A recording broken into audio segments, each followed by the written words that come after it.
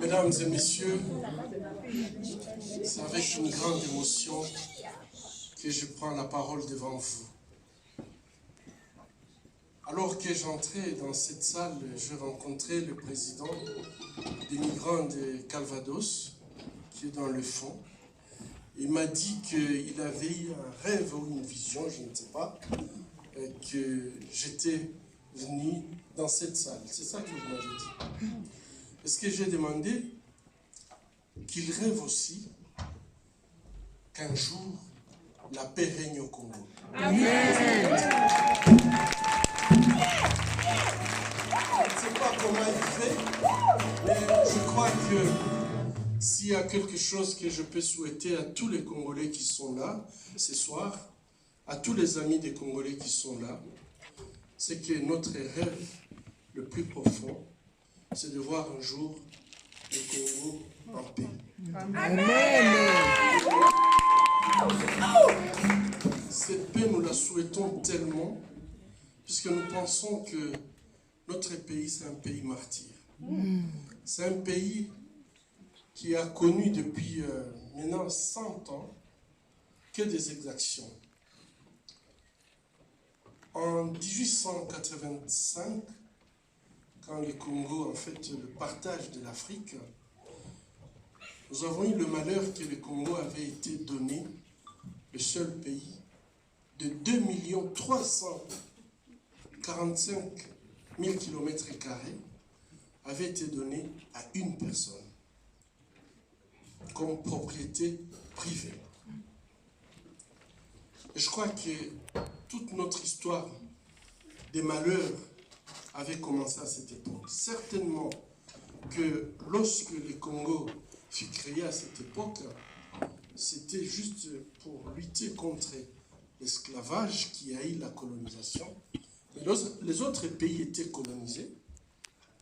Nous, on appartenait à un individu qui n'a jamais d'ailleurs été au Congo.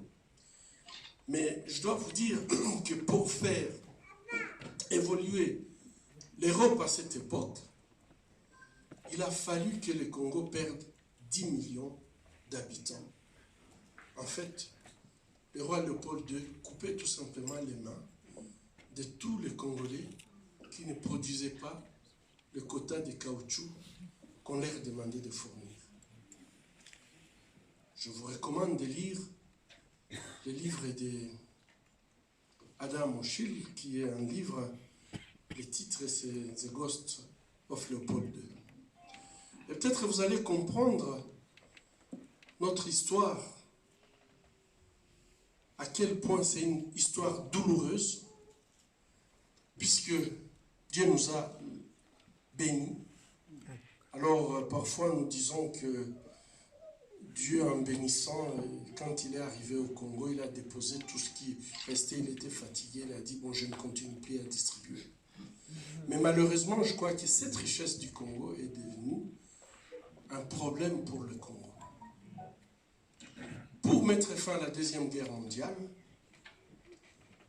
c'est l'uranium du Congo qui avait été utilisé, d'une valeur d'à peu près 2 milliards. Et le Congo n'avait rien bénéficié de cette manne. plus tard, dans cette histoire triste, le Congo va devenir la colonie belge. Et pendant cette période de la colonisation, il y a un petit essor. Mais le grand problème que nous allons connaître au Congo, c'est que l'éducation, au moins secondaire et universitaire, n'était pas accessible aux Congolais. En 1960, nous avons eu l'indépendance, mais on n'était pas préparés. Et juste après l'indépendance, les guerres ont commencé. Et finalement, on n'a jamais eu la possibilité d'élire un président qui a un programme, un président qui peut être redevable et à qui nous pouvons demander des comptes. Ce que nous vivons depuis 20 ans, c'est un drame. Je crois que je pourrais juste vous donner un exemple. Si vous en connaissez d'autres, c'est peut-être Pol Pot. Mais partout au monde, c'est seulement au Congo où on a enterré les femmes vivantes. Ces femmes, on les a enterrées devant leurs enfants, devant leurs maris. Après les avoir violées, on les a battues, on les a promenées, nous, dans la cité, avant de les mettre dans un trou et commencer à les enterrer devant tout le monde. Je ne sais pas si vous imaginez ce que ça produit comme traumatisme pour une communauté. Ce que ça produit comme peur. Mais en fait, ce qui s'est passé en République démocratique du Congo depuis 1996, c'était la politique des terreurs. Faire tout le mal possible et le faire en public pour que la population ait peur. Et parmi ces pratiques de terreur, le terrorisme sexuel. Je crois aujourd'hui, à l'hôpital de Panzi, nous vivons et nous voyons ce que la bêtise humaine est capable en fait de produire. S'attaquer à la femme, s'attaquer à l'humanité. La dignité de la femme, c'est la dignité de la famille, c'est la dignité du clan, c'est elle qui est le pilier en fait de la société.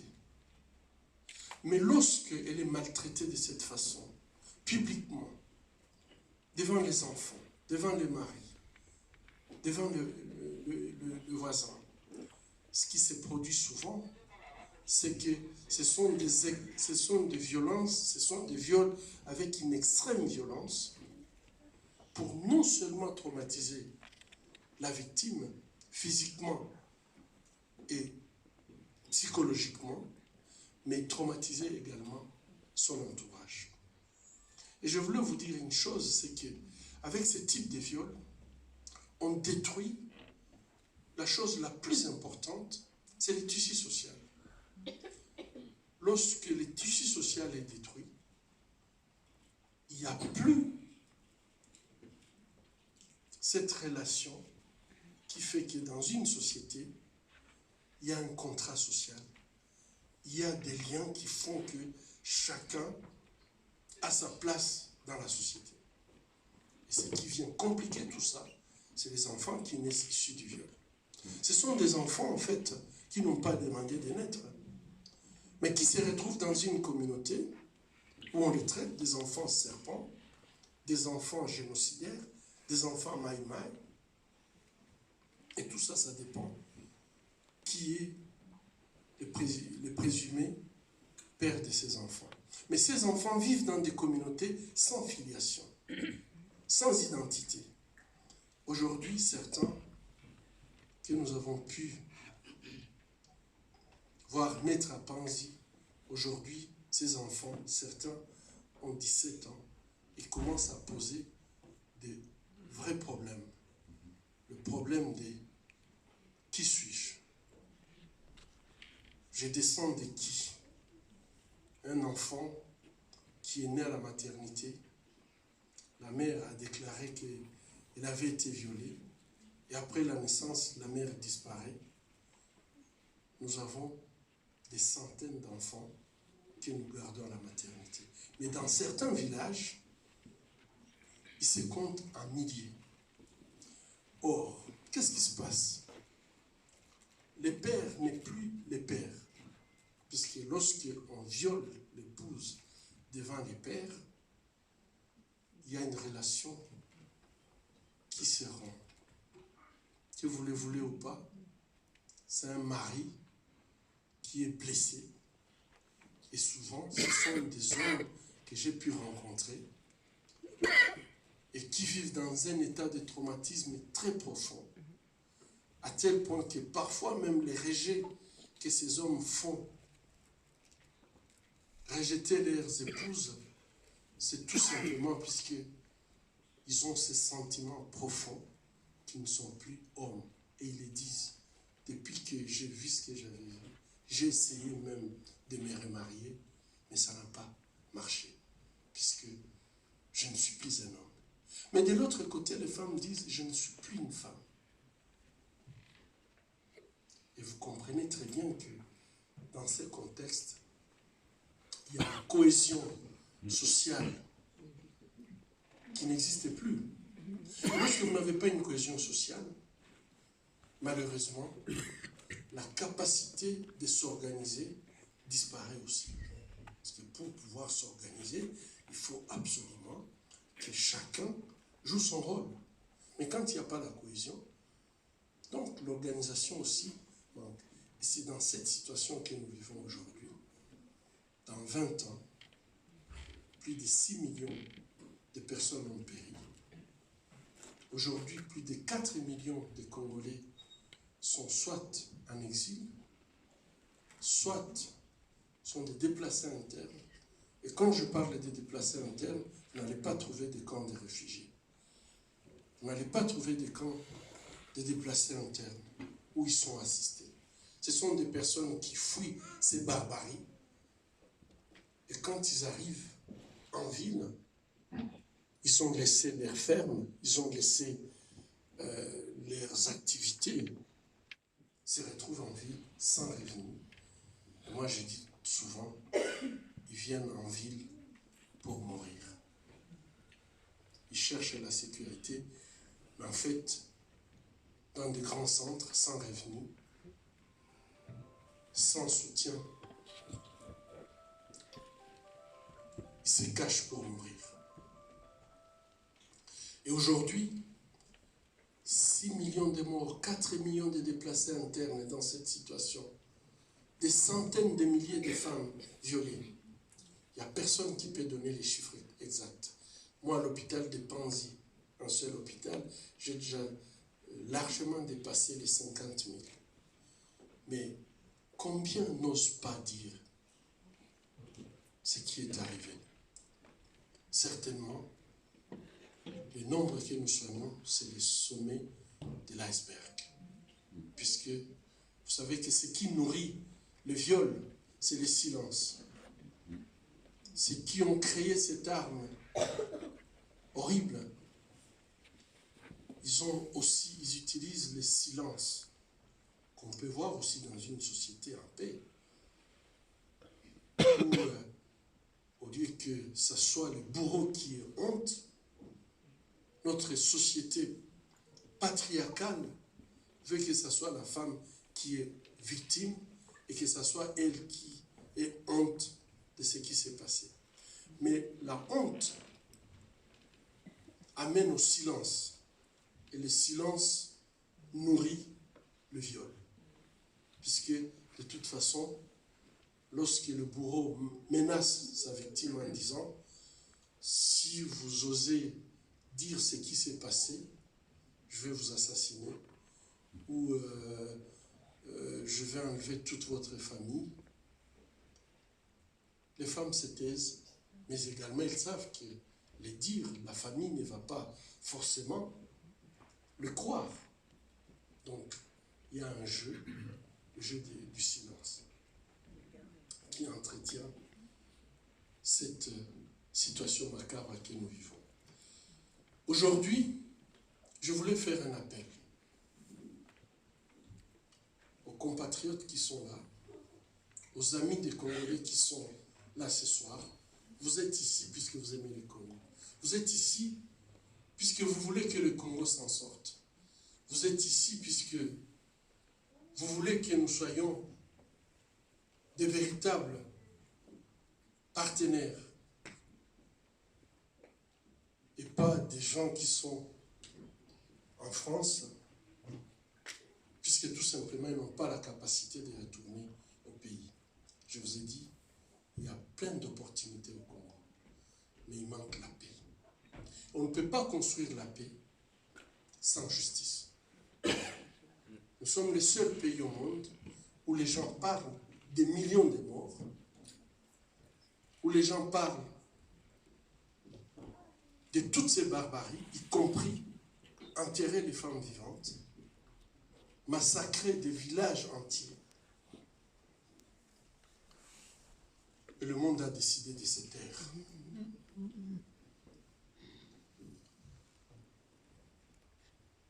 Mais le silence pendant 20 ans, on peut très bien constater que 20 ans après, au lieu qu'il y ait l'oubli et qu'on se dise on peut partir du bon pied, au contraire, les choses s'aggravent.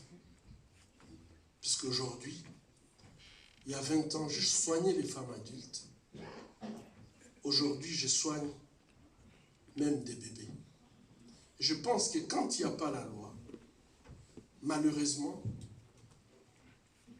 l'homme, il se comporte même pire qu'un animal. Et la loi, lorsque nous demandons justice, ce n'est pas forcément la justice répressive. La justice que nous demandons, c'est une justice réparatrice. Une justice qui permet à ce que on lutte contre la répétition. On ne peut pas obtenir la non-répétition si les bourreaux, les agresseurs sont en liberté et qu'ils considèrent que ce qu'ils ont fait du mal n'a aucune conséquence. La justice que nous demandons, c'est que les femmes ne soient pas violées pour la deuxième, la troisième, la quatrième fois. Qu'on ne continue pas à soigner la mère, sa fille et ça, la petite fille. La non-répétition. La justice permet de garantir le contrat social. Et sans contrat social, il n'y a pas une société, on ne peut pas organiser une société si chacun dans la société ne sait pas ce qu'il peut faire et ce qu'il ne peut pas faire. Son rôle, son devoir. Et enfin, pour nous, la justice, c'est préserver les valeurs morales. Au Congo, nous avons des valeurs morales. Mais ces valeurs morales, quand les enfants voient la nudité de leurs parents, il y a quelque chose qui se détruit.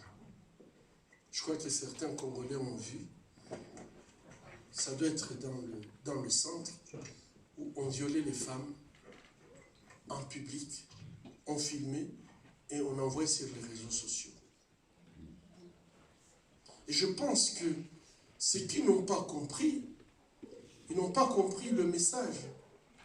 Le message, c'est un message de terreur.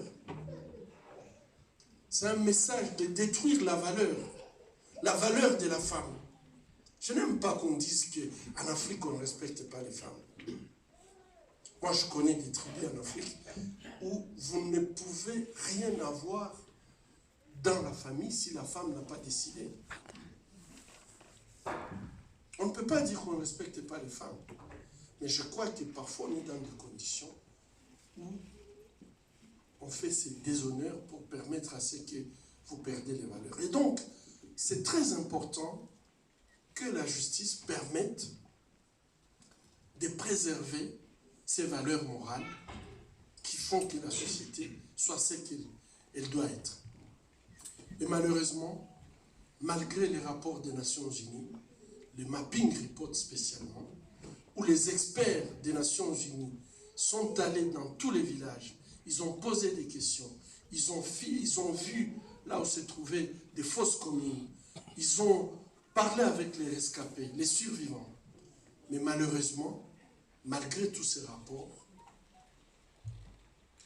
on essaye de nous faire croire que les Nations Unies n'ont pas de pouvoir. Et moi je dis, ils ont le pouvoir, mais ce pouvoir, malheureusement, si on est dans les systèmes de 2 poids, 2 mesures, au Congo, on a ce sentiment que le sang des Congolais, depuis l'époque de Léopold II à ce jour, on n'a pas besoin de mémoire. Et si on refuse la mémoire, donc on refuse l'existence. Un peuple sans mémoire, c'est un peuple qui est appelé tout simplement à disparaître. Et donc, vous qui aimez les Congos, vous qui aimez les Congolais, je vous demande tout simplement,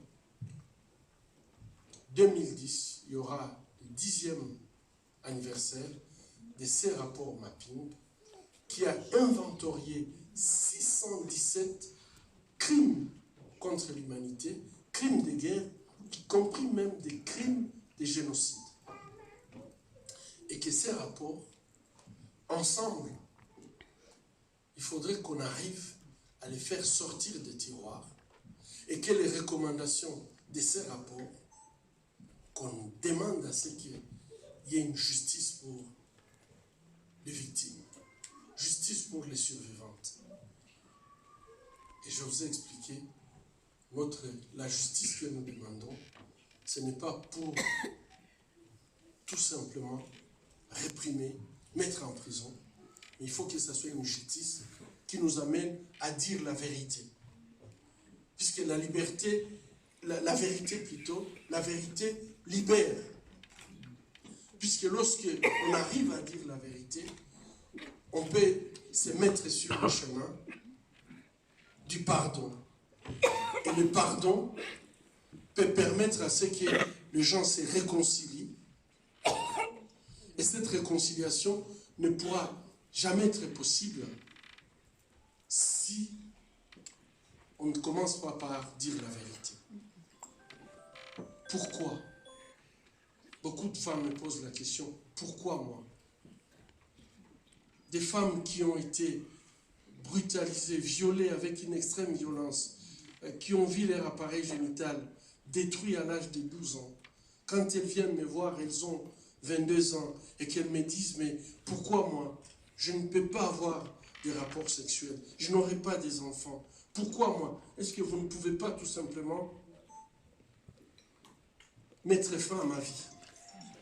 Ces femmes ont besoin qu'on leur explique pourquoi elles. Et cette vérité est très très importante, puisque c'est la seule façon de dire je vous pardonne et qu'on commence un dialogue qui permet à se réconcilier. J'ai toujours dit au peuple congolais, nous devons faire très attention, mais cultivons pas la haine, puisque la haine non seulement vous détruit, vous d'abord, avant même de détruire votre ennemi. Mais à chaque fois, quand vous priez pour votre ennemi, à chaque fois, quand vous répondez à ceux qui vous agressent, ceux qui vous font du mal par l'amour, vous êtes tout simplement en train de mettre de la braise chaude à leur tête. Amen. Et je crois que refusons la haine, plutôt professons l'amour, mais je crois que pour entrer dans cette démarche, on a besoin quand même de connaître la vérité. Et on ne pourra jamais construire la paix sur des tombes, sur de fausses communes. On a besoin de le faire en se disant, vous m'avez fait mal, mais je vous pardonne. Vous m'avez fait mal, mais si j'aime celui qui m'aime, je n'ai fait que quelque chose de normal. Mais si j'aime mon ennemi, là je franchis. Et je dois dire, cet amour que nous devons prêcher, Jésus nous donne cet exemple en disant, nous devons aimer nos voisins, nos prochains, comme nous-mêmes. Et j'ai toujours dit, aimer le prochain comme soi-même, c'est impossible. Moi, je ne vois pas quelqu'un ici qui va me dire, moi, je l'ai fait. De toute façon, si vous y arrivez, moi, je dois vous dire que pour moi, c'est très difficile. Puisque je ne peux pas sentir, même si j'aime mon épouse, mais quand elle a mal, je ne peux pas sentir la douleur à sa place. Il y a des choses que je ne peux pas faire à sa place. Mais ce que je fais tous les matins, quand je me réveille, je dis, Seigneur, aide-moi. Aujourd'hui, la personne que je vais rencontrer, que je puisse l'aimer encore un peu plus. Je sais que c'est un idéal. Je sais que je ne peux pas y arriver. Mais donne-moi cette grâce d'aimer encore un peu plus. Et je crois que c'est là où cet idéal va, c'est à cette intersection que je rencontre le Seigneur. Puisque c'est là où je me rends compte de mon incapacité. C'est là où je me rends compte que tout ce que j'ai, c'est la grâce. Amen. Et pour les réaliser, en fait, il faut entrer dans cette logique de dire, je veux essayer d'aimer mon prochain comme moi-même. On a été bénis par nos amis qui ont animé la soirée. Et je termine par un appel. Je vous demande de vous joindre à nous pour que nous puissions demander la justice pour toutes les victimes du Congo. Pas pour la répression, mais pour que nous puissions progresser sur les chemins du pardon et de l'amour. Et ça, peut-être, nous allons vous demander soit faire on verra ce qu'on pourra faire, mais je suis sûr que je vous contacterai, puisque pendant cette année d'anniversaire, je souhaiterais à ce que les Congolais commencent à sortir cette colère et cet esprit de sentir qu'on m'a fait mal, on a tué toute ma famille, on a violé ma mère en ma présence. Moi aussi, je crois que ça, il faudrait qu'on sorte de ça pour pouvoir progresser.